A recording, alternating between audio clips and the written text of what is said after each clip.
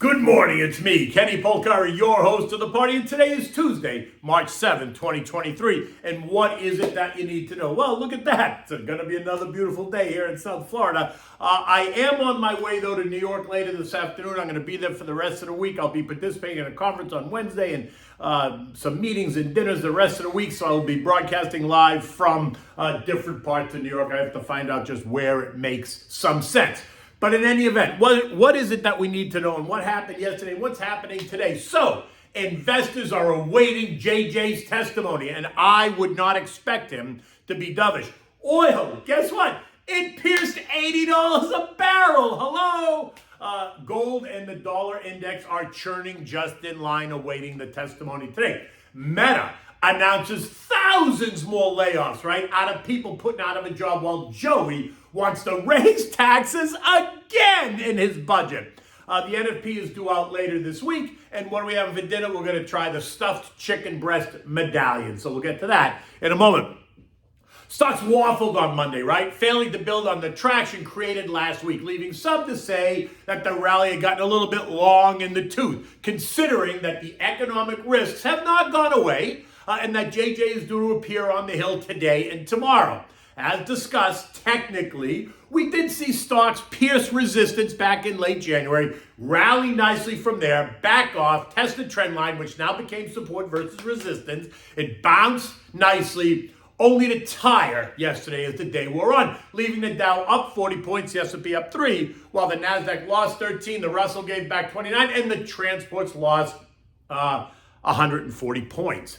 Analysts citing that while some of the technical factors caused the latest bear market rally, they wouldn't last, especially because there's a lot of uncertain economic data directly in front of us, and many of the fundamentals appear to be getting weaker. So how high could this rally in stocks really go? Today is the start of the biannual, happens in February and July, the biannual Humphrey Hawkins testimony, which requires the Fed chair, in this case JJ, to appear before both the Senate Banking Committee today and then the House Financial Services Committee on Wednesday. In his testimony, he's supposed to paint the landscape, right? About the state of the economy, the state of monetary policy, and his best guesstimates about where we are headed. Consensus views say that he's going to emphasize the need to stay the course, that the Fed is not done yet, and that rates may need to go higher than what the market is currently pricing in, which is that 5.4% range, right? Which is below where the Fed has indicated they may have to go, think closer to 6%. He will be bombarded with questions that may not make a lot of sense, but as usual, I expect that he's going to keep his cool, he's going to lay out the facts, he's going to admit that yes, maybe we're just behind the eight ball a tiny bit. Inflation remains stubborn in the exact places where it hurts the most, right? Food, energy, healthcare, utilities. But that he has it under control, to which I go, I'm not so sure I agree with that. My sense is that they lost control last year, and they've remained behind the eight ball ever since then. Right? And rates, in my opinion, will need to go higher still. The market has been pricing in 5.1 to 5.4% rate environment, while the Fed, thanks to Loretta Mester and others, have really suggested a 5.5 to 6% range, which was putting pressure on stocks. But then last week, after we had those comments from Fed Governor Chris Waller, he was interpreted as being more dovish, identifying the terminal rate as 5.1 and 5.4. Below the 6% range that the market had been trying to price in, and that is what caused this latest bear market rally, right? Because that was seen as more dovish.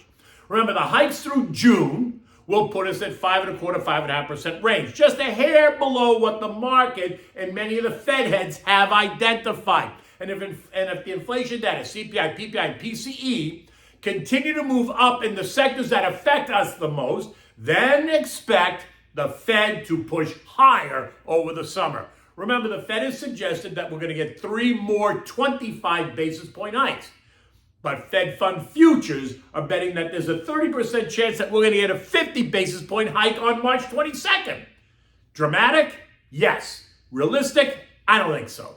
The May meeting, maybe, but March, not so much. And that's what I think the message is going to be. I also expect that we're going to get a fair amount of pushback from the likes of Lizzie Warren and Maxie Waters.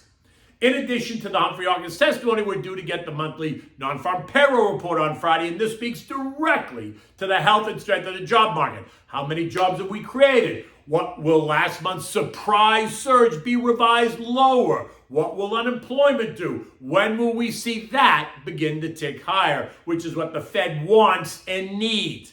How high does it have to go? Some predicting that we have to see a rate with a 5 handle on it. Currently, it's at 3.4, while Larry Summers suggests that it needs to go with a 6 handle on it and then stay there for a while, defined as years and not months. Now, I'm not sure I agree with that, but it is worth noting because it is out there in the global public square. Additionally, I expect that the Fed is going to redefine the target, right? The inflation target at some point down the line, saying that the economy is different than it was 10, 15, 20, 30 years ago, and maybe the 2% target that they fought so hard to achieve is no longer the correct target. 3% may be more to their liking. Of course it would be, because they just raised it by 50%, making the job much easier to try to achieve. And if that doesn't work, then maybe it's going to go to 3.5%. Do I hear 4% from anybody? At the same time, the 10-year Treasury yield pierced 4% last week, and that appears to be the line in the sand, causing increased anxiety for equity investors, right? Shorter duration yields went even higher to better than 5.1%, offering real alternatives for equity investors, an alternative that is here to stay, I think, for a while. The 10-year, though, has since retreated a bit and is yielding 3.92% this morning. But the 6-month and 1-year yields continue to yield better than 5%. CDs are yielding better than 5%. And the rise in rates is causing a new birth of acronyms that all the big Wall Street banks are tossing around. TARA, there are real alternatives. TIARA, there is a realistic alternative. And TAPAS, there are plenty of alternatives. So get to understand those as you hear them tossed around. With the mixed action, we had mixed results across the sectors. Utilities, financials, tech, consumer staples, and energy were all higher, while the rest of the broad sectors ended the day lower. And all those sectors that rallied nicely on Thursday and Friday, the ones that had beaten up in 2022, well, they also gave it back, right? So think consumer discretionary, communications, retail, housing, airlines, disruptive tech, semis, artificial intelligence, metals and miners, and yes, those hot coal stocks. I think just because there's this kind of back and forth, this yin and yang, where are we going?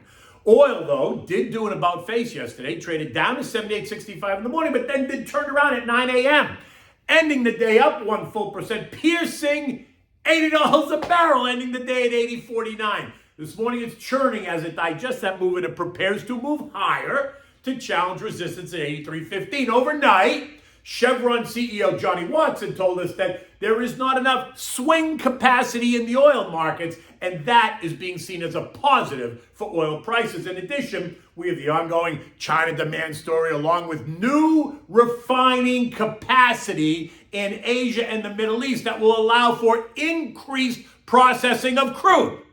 It doesn't sound like demand destruction to me. I mean, I'm no oil analyst, but that sounds pretty clear. Gold is treading water as we await the Powell testimony today and tomorrow. The non-farm payroll report on Friday and the inflation reports all due next week. All of these are going to influence the future path of monetary policy and interest rates, and that will influence the path of the dollar index, which will then influence the precious metals complex. This morning, gold is trading at $18.50 an ounce, while the dollar index is trading at 104.45, leaving the dollar index in the 103.40, 105.50 trading range. Anywhere in here will cause gold to do nothing, but a break below 103.40 will send the precious metals higher, while a breach above 105.50 will put pressure on the whole complex. Like gold and the dollar index, U.S. futures this morning are churning. Dow futures up 20, S&P's up 7, the Nasdaq's up 42, and the Russell is up 6. There's no economic data today to speak of, so everyone's going to pay attention to the headlines from the Hill. They're also listening to Meta Platforms announces another round of layoffs described as thousands with an S. On top of the round they already announced in January. And Joey is set to release his budget this week, and he's wanting to increase Medicare taxes from 3.8 to 5% on anyone making more than $400,000 to ensure that it doesn't run out of money before 2050, or maybe that he doesn't run out of money. And the Chinese leader Xi, feeling the pressure at home, takes a direct swipe at Joey and the U.S., blaming him and us for a campaign to suppress China, saying, and I quote, "Western countries led by the U.S. have implemented all-around containment, encirclement, and suppression against us, bringing unprecedented severe challenges to our country's development." The use of the word containment is significant because it reeks of the Cold War, and as the journal points out, is more closely tied with the nationalist rhetoric at a time when bilateral tensions between U.S. and China continue to simmer over trade, technology, and the discordant views on Russia's invasion of Ukraine. So I ask, is there anyone out there that still thinks that China is not going to take Taiwan? Likely before November of 2024, while Joey's still the president? European markets are also higher, up about 0.2% across the board. There's no eco data to speak of, and investors there appear to be waiting on JJ's testimony to get a sense of where we are going, right? So here's a clue. We ain't going down, that's for damn sure. Down in rates, I mean, right? Rates will go up. The market might go down. The S&P ended the day at 4,048, up 3 points. We're going to get a better sense of how the day's going to go once JJ takes a seat on the Hill at about 10 o'clock. I suspect that his testimony will be cautious, but open to all kinds of interpretation. Any sense that he is overly hawkish will see us test S&P 3,900, 3,990, and then 3,940 fairly quickly. And if he's seen as being a dove, then watches the algos take us to the February highs of 4160-ish. My sense is that the path of least resistance is down, not up. Remember, investing is dynamic, not static. You make the plan, you stay the course, but you remain fluid to take advantage of the opportunities that are sure to come. Don't try and time it. That's not the right move. Do your research, then invest accordingly. Be sure to talk to your financial advisor. I'm always happy. Give me a call. I'm always happy to talk about markets. Okay, so what are we having for dinner tonight? This is a stuffed chicken breast, right? It's easy to make. And maybe it looks more complicated than it is, but it really isn't, right? For this, you need 4 butterfly chicken boneless breasts, right? Olive oil, white mushrooms that you're going to slice thin, 1 medium leek, the whites part only. You need garlic, fresh thyme, fresh lemon juice, dry white wine, chicken broth, and cooking twine, right? For the sauce, you're going to need some Dijon mustard, butter, and salt and pepper. That'll come right at the end. Okay, so now you want to take the breasts after they've been butterflied. You want to trim them just enough so that they're almost a rectangular shape, right? And then take that trimmed chicken and just put it in your food processor and pulse it until it's smooth, maybe 15 seconds or so, and then just put that aside because we're going to use that in a little bit for part of the stuffing. Now, in a skillet, you want to heat up a splash of olive oil. You want to add the mushrooms. You want to cook those mushrooms, allowing the moisture to evaporate and the mushrooms get golden brown. Maybe it's 10, 15 minutes. Add a splash more of olive oil. Now toss in the sliced and chopped leeks. Saute those for 5 more minutes. Now add in the chopped garlic, a half a teaspoon of fresh thyme. Saute that for a couple of minutes. Add in a teaspoon of lemon juice. Cook that until the juice all evaporates. Transfer this mixture, now transfer it to the food processor. You want to pulse it so that in the food processor, just so that it's finely chopped, right? You don't want to make mush out of it. So don't just hold the button and pulse. Just pulse it, pulse it, pulse it. Just want to chop it. Now, take this mushroom mixture and that chicken that you processed and mix it together. Season it with salt and pepper and then just mix it well. Now, take the cutlets, spread them out on wax paper, and then put the mixture, spread the mixture in the cutlet, right? Leaving room all around the edges so that it doesn't overflow. Now, roll the cutlets as tightly as possible without squeezing them too hard, right? And then you're going to tie them with some cooking twine. So wrap the twine around it and just tie it up so that it holds together. Now, season the rolled chicken cutlets with salt and pepper. Now, in that same skillet that you used for the mushrooms, heat up a splash of olive oil and a dab of butter. Add the rolled chicken pieces and brown it on all sides, right? Now add the wine and a cup of chicken broth. Bring it to a boil, then reduce it to simmer. cover and let it cook 15 minutes or so, right? 15, 20 minutes is all you need as long as you cover it, right? Now, remove the chicken, place the chicken on a serving platter, and tent it with foil just to keep it warm while you make the sauce. Go back to that same skillet. Now, you want to whisk in 1 teaspoon of Dijon mustard. You want to turn the heat up to high, reduce it to about a half a cup. Maybe it's going to take 5 minutes or so. Remove it from the heat. Now add in 2 tablespoons of butter and the lemon juice. Season a little bit with salt and pepper. Mix it up. Cut the twine now on the chicken. Slice the chicken into medallion pieces, right? Each chicken breast should yield about 4 to 6 medallions, depending on how thick. Take the sauce, put it on the plate.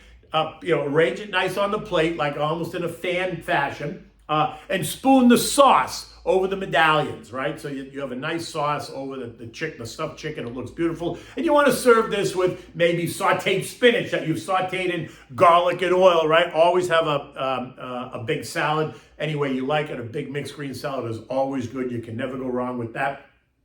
And then I would enjoy this with the wine that you use to cook. In this case, it was a white wine that you used. So I would enjoy the chilled white wine with this dish. It's not a heavy dish, so you don't really need a heavy red wine. And since you already opened the white wine and you got it chilled, you just might as well continue drinking the white wine. And you know me, my favorite brand for anything to drink, to cook with, whatever, is the Pinot Grigio Santa Margherita.